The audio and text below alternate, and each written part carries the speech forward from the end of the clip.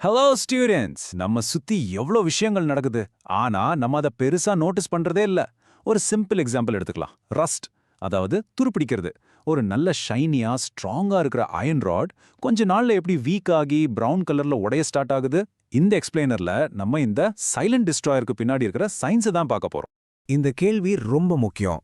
ஏன்னா இது வெறும் கலர் மாறுற விஷயம் மட்டும் இல்ல, இல்லையா? ஒரு ஷைனி ஸ்ட்ராங் ஆணி டைம் ஆக ஆக எப்படி இப்படி வீக்கான உடையற ரஸ்டா மாறுது? வாங்க இதுக்கு பின்னாடி இருக்கிற ஃபேசினேட்டிங் சயின்ஸை பார்ப்போம். ஸோ ஃபர்ஸ்ட் என்னன்னு தெளிவா புரிஞ்சுக்கணும். ரஸ்டிங்கிறது வெறும் ஒரு டீகே கிடையாது, அதுவா நடக்கிற விஷயம்னு நினைக்கக்கூடாது. நோ, இது ஒரு ஆக்டிவ் ப்ராசஸ். ஒரு இன்விசிபிள் எனிமி மாதிரி, ஒரு கண்ணுக்கு தெரியாத எதிரி அந்த மெட்டலை அட்டாக் பண்ணி டிஸ்ட்ராய் பண்ணிட்டு இருக்கோம்.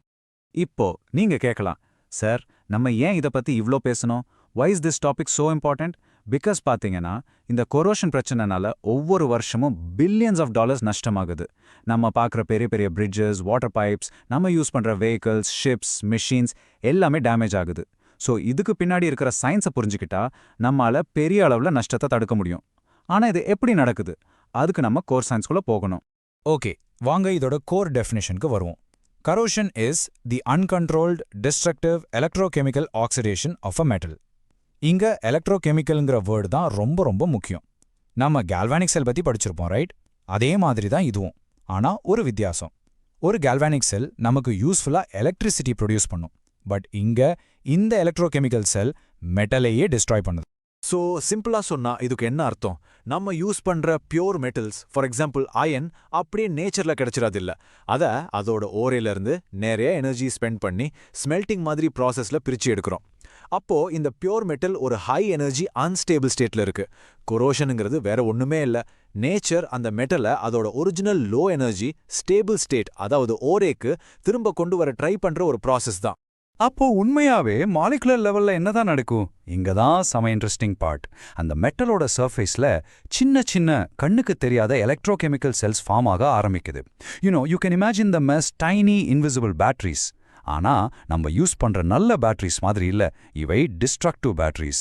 இங்க பார்த்தா உங்களுக்கே புரியும், ஒரு நார்மல் பேட்டரியோட கோல் என்ன?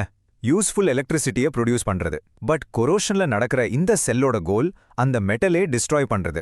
ரெண்டுலயுமே ஆனோட்ல ஆக்சிடேஷன், கேத்தோட்ல ரிடக்ஷன் நடக்கும். ஆனா ஒரு பேட்டரியில எலக்ட்ரான்ஸ் ஒரு எக்ஸ்டர்னல் வயர் வழியா ஃப்ளோ ஆகி நமக்கு பவர் கொடுக்கும். பட் கொரோஷன்ல அந்த எலக்ட்ரான்ஸ் மெட்டல்குள்ளே ஃப்ளோ ஆகும். இது ஒரு இன்டர்னல் ஷார்ட் சர்க்கிட் மாதிரி, அந்த மெட்டலே கரைச்சு கன்சியூம் பண்ணிடும்.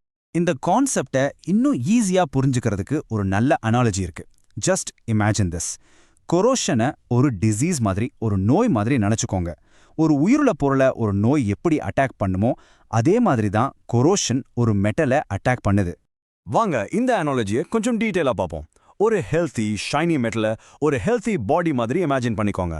அங்க எங்க ரஸ்ட் ஸ்பாட்ஸ் வர ஆரம்பிக்கிறது ஒரு டிசீஸ் அட்டாக் பண்ற மாதிரி. நம்ம பெயிண்ட் மாதிரி ப்ரொடெக்டிவ் கோட்டிங்ஸ் யூஸ் பண்றோம்ல, அது அந்த மெட்டலோட இம்யூன் சிஸ்டம் மாதிரி. நம்ம சரியா ப்ரிவென்ட் பண்ணலைன்னா மெட்டல் அதோட ஸ்ட்ரெங்த்தை இழந்து உடைஞ்சிரும். ஒரு பாடி நோயினால வீக்கன் ஆகிற மாதிரி.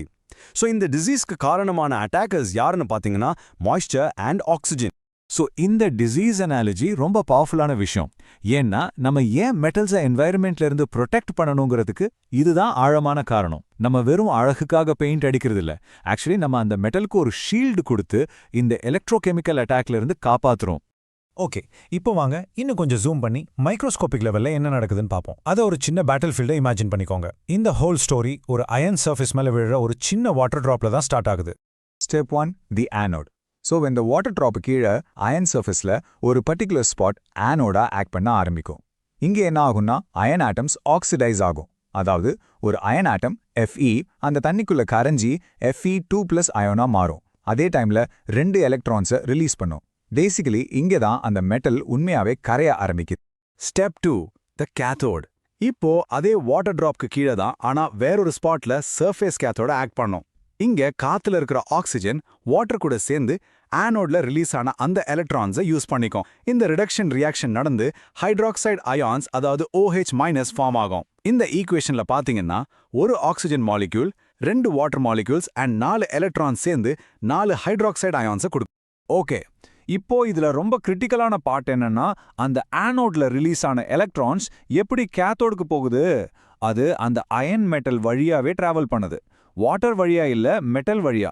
இது ஒரு இன்டர்னல் ஷார்ட் சர்க்யூட்டை கிரியேட் பண்ணுது. அண்ட் கரோஷனோட டிஸ்ட்ரக்டிவ் பவருக்கு இதுதான் main reason. And finally, step 3. Rust is born.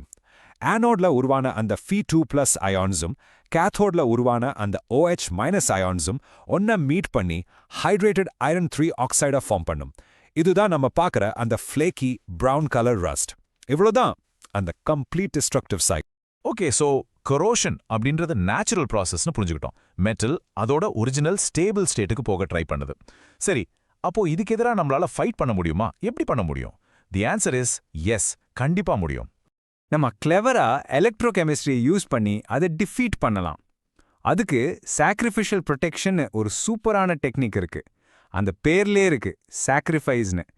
இங்க ஒரு மெட்டல் இன்னொரு மெட்டலை காப்பாத்துறதுக்காக தன்னையே சாக்ரிஃபைஸ் பண்ணிக்குது. ஸோ இது எப்படி ஒர்க் ஆகுது? சிம்பிளா சொல்றேன். ஃபர்ஸ்ட் நம்ம காப்பாற்ற நினைக்கிற மெட்டலை விட மோர் ரியாக்டிவான இன்னொரு மெட்டலை சூஸ் பண்றோம்.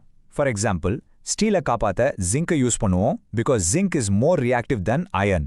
செகண்ட், அந்த ஜிங்கை ஸ்டீல் கூட எலக்ட்ரிக்கலி கனெக்ட் பண்றோம். இப்போ மாய்ஸ்சர் இருக்கும்போது ஸ்டீலுக்கு பதிலா ஜிங்க் கரோடாக ஸ்டார்ட் ஆகும், ஏன்னா அது மோர் reactive. So the zinc becomes the sacrificial anode.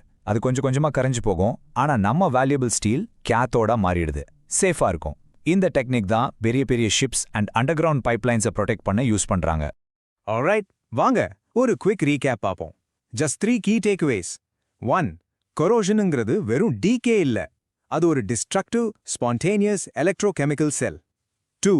அதை ஒரு டிசீஸ் மாதிரி நினைச்சுக்கோங்க, ஆக்சிஜன் அண்ட் வாட்டர் தான் அந்த அட்டாக்கர்ஸ். அண்ட் 3. நம்ம ஒரு மோர் ரியாக்டிவ் மெட்டலை சாக்ரிஃபைஸ் பண்ணி நம்ம இம்பார்ட்டன்ட் மெட்டலை ப்ரொடெக்ட் பண்ண முடியும்.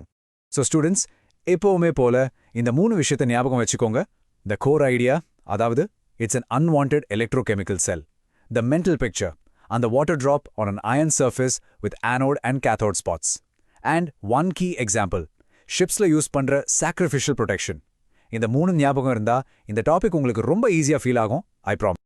ஸோ அடுத்த தடவை நீங்க எங்கேயாவது ரஸ்ட்டை பார்த்தா அது வெறும் ஒரு ப்ரௌன் கலரா பார்க்காதீங்க. அதுக்குள்ள நடக்கிற அந்த இன்விசிபிள் எலக்ட்ரோகெமிக்கல் பேட்டிலை இமேஜின் பண்ணி பாருங்க. What hidden battle to you see taking place? யோசிச்சு பாருங்க. See you in the next explainer.